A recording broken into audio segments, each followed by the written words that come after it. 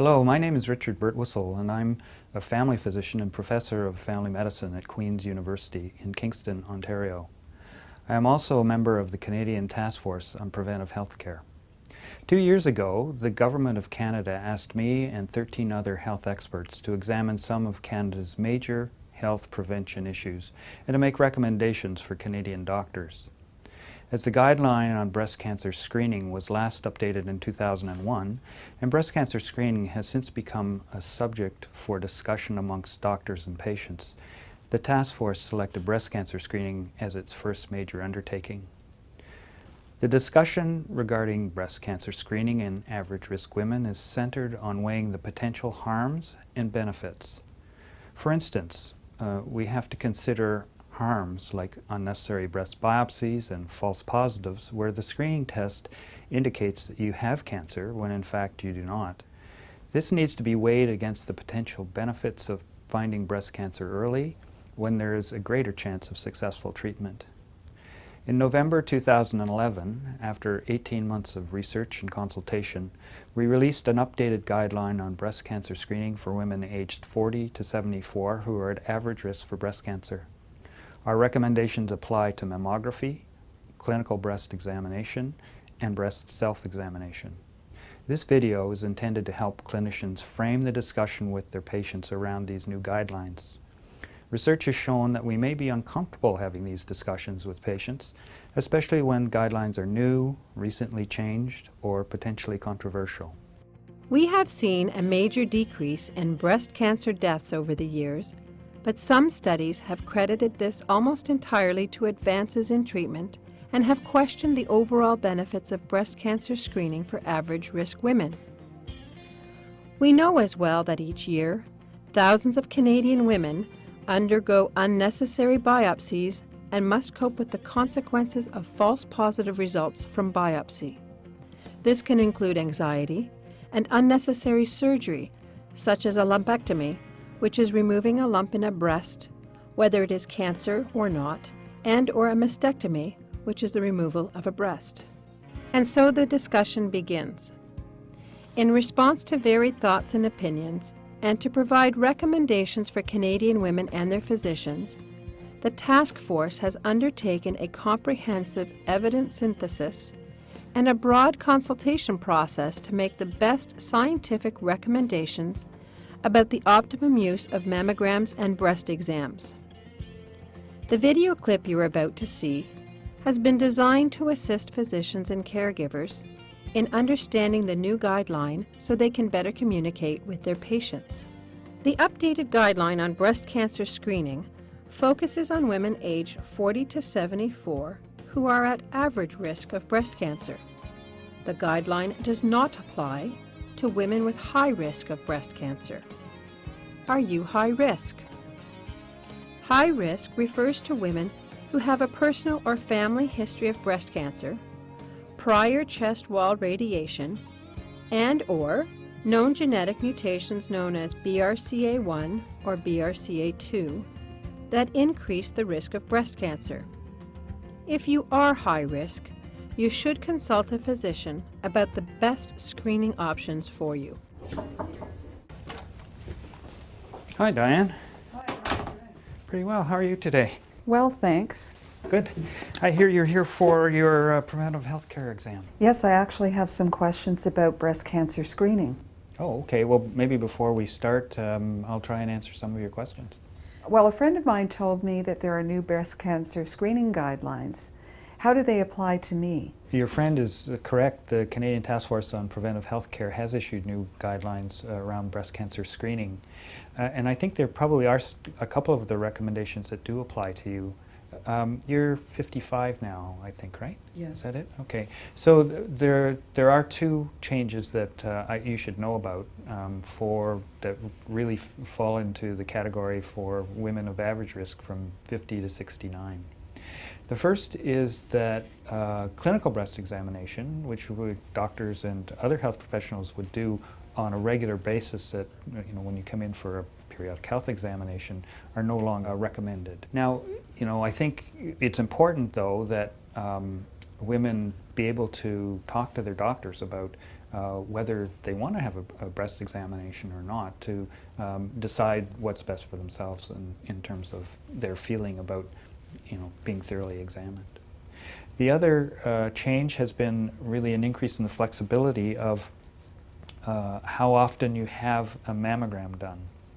So women in the 50 to 74-year-old age group should have a mammogram now every 2 to 3 years. In the past, it's been every 2 years has been sort of the usual time interval that most provinces have followed.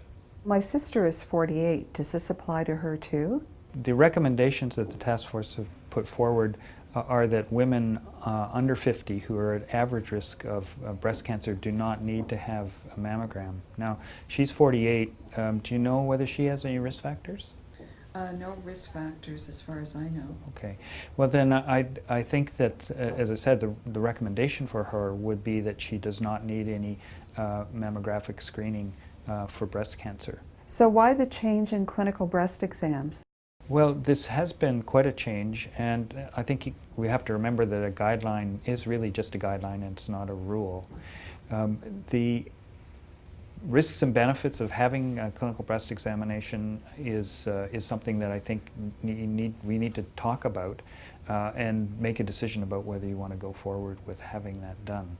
The task force currently recommends that women 40 to 74 do not need a routine clinical breast examination. But this is something that I think each woman and physician have to discuss and decide about. So I actually check my breasts every month. Does that mean that I should stop doing that? I don't think you need to continue to do that. In fact, the current task force recommendation is not different than it was in 2001, but there has been confusion about that recommendation. There have been studies that have been done with large numbers of women that really suggest that regular breast self-examination does not decrease breast cancer deaths. However, that doesn't mean that you shouldn't be aware of your body. So why the change in screening frequency with mammography? Well, the screening change in frequency really hasn't been a huge change from what's currently happening. The recommendation is now every 2 to 3 years, and most provinces now are doing screening every 2 years. So it does add flexibility to how often you have a mammogram done, and there isn't really a lot of evidence that doing mammograms more frequently actually makes any difference in terms of deaths from breast cancer.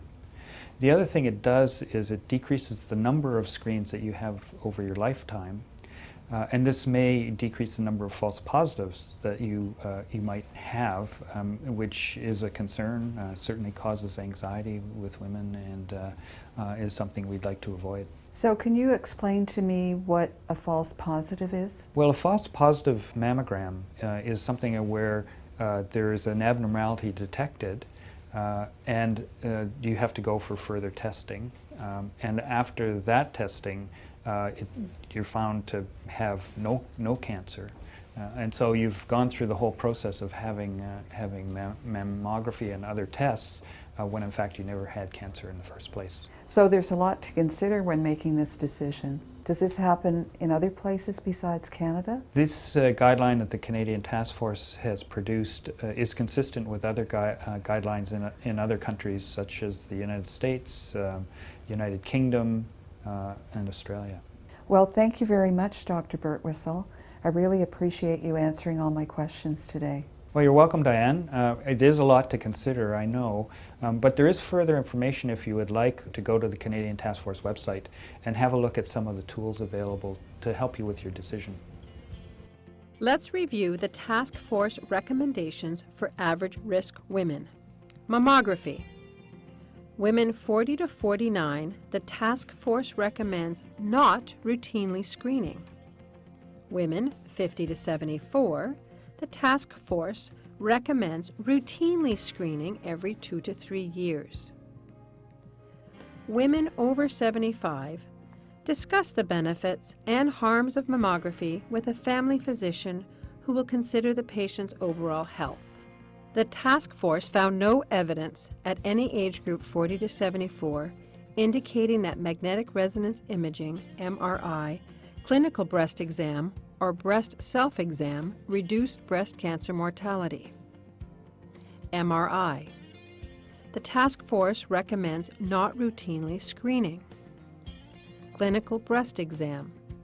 The task force recommends not routinely performing. Breast self-exam. The task force recommends physicians not advising women to routinely practice breast self-exam. These recommendations only apply to women at average risk of breast cancer age 40 to 74 years. The guidelines do not apply to women with a high risk of breast cancer. Women at high risk should consult a physician about the best screening options for them. We hope you have found this video helpful. These are not easy issues, and when it comes to our health, we all must take responsibility to get the right information to make informed choices. Each individual should carefully weigh the benefits and harms of screening and consult with their physicians. For more detailed information on the updated guideline and the task force recommendations, please visit our website at www.canadiantaskforce.ca.